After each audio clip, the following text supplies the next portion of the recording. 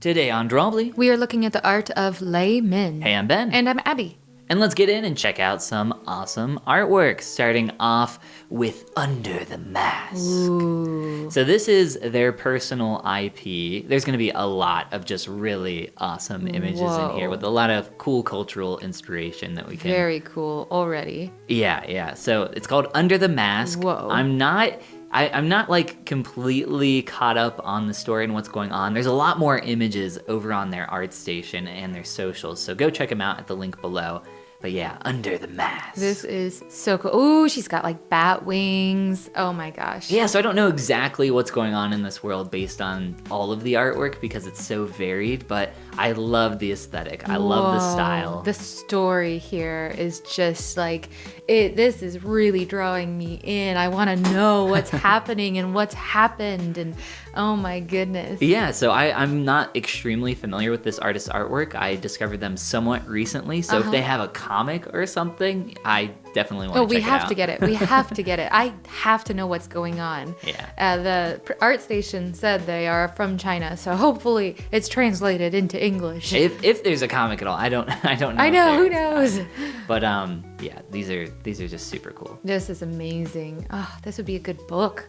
Yeah, I love how much story there is in every Yeah. single frame, which is something that I would love for us to eventually get into more with our art, thinking rather than like creating a portrait like we typically do or something like that. You know, there's more of a before and after for what we're trying to create. Wow, look at the hand grabbing the staff here. That is so well painted. That is amazing. All of this. Everything is, but especially when I, try to draw hands all the time, it really stands out to me when I see some well-drawn hands. As someone who did a hand in a portrait recently and it actually turned out pretty well, it took me forever. It took me so long. I love the half-finished nature of this piece where we've got the mask that's really well refined in the face, and a lot of it is still like in its early sketch phase, like the bird on her shoulder is still like very sketched in. That's so cool. Yeah, I mean, just the trees over on the right, it really helps lend itself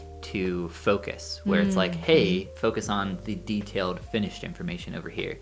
So it feels kind of intentional to me, but maybe it's just not finally gone through its refinement period. Right.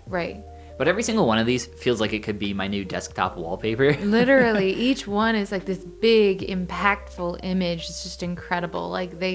Or every single one could be a book cover, or... Yeah.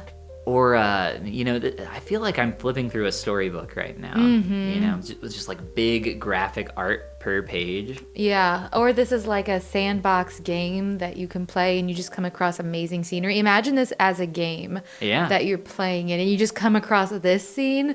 Oh, I would lose my mind. It's super cool. This is cool. Everybody wears masks in this world. Yeah. Under the mask. Ooh, so cool.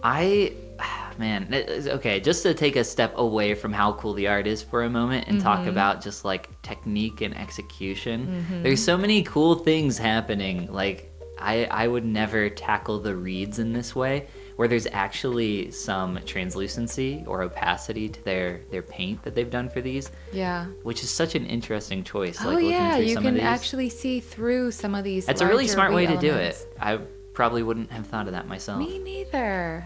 I love it. But it helps it kind of all blend together. Yeah, definitely.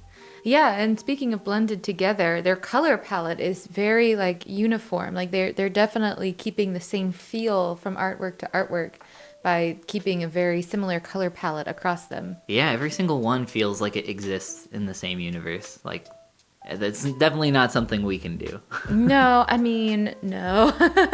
This is so cool though. And I love like looking at the sketchy painty nature like on the hands there. Everything that reminds me of Can Liu, I have to mention Can Liu briefly. Like I'm like, oh, that looks like Can Liu. But maybe, it's a conglomerate of amazing artists who borrow and learn from each other because this is just so cool. Yeah, and once again, clouds are bane. Even these clouds in their simplicity, I could never. Such a simple kind of, blasé-faire sketching of clouds, yet they look fantastic. One day we'll return to our nemesis, the clouds. It has been a long time. Wow. Oh, wow.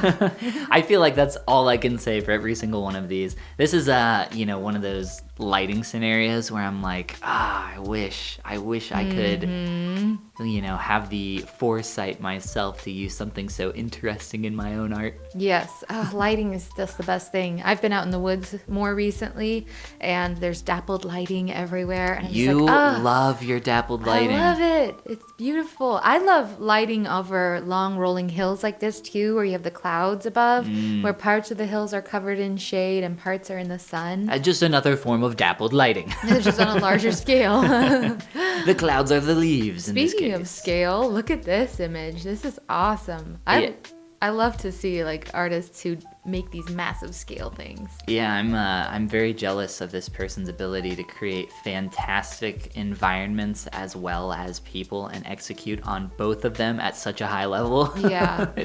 These look incredible. like they take a long, long time to make too. Yeah, I wonder how much planning goes into this and how much of it started off as like ideation and like kind of finding it along the way. Because obviously they've kind of built up the world and what's going on and they know it really well because there's such a coherency between all the images. Right. But there's not like reference out there for one-to-one reference on all these things. So much of it has to come from something they imagine and put together. This gives me, and a lot of these give me very much of a journey feel, if you're familiar with the game, where you're like this little red cloaked figure in the desert running around and it's got its cape flowing behind it. Oh, cool. No, I have not played that game. I only play one game. That's true. That is true. Yes.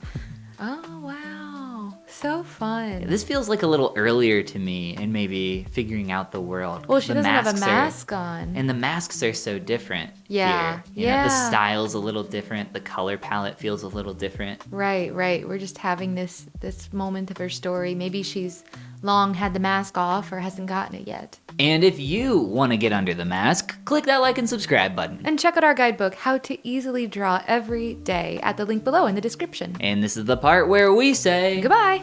Goomba. What do you think's under that mask? Probably a face. But what if there's not? What if there's... Like that big scary guy at the beginning? He definitely did not have a face under there. That was all like shadows and wraiths. That was totally shadows, yeah. Shadows and wraiths? Yeah.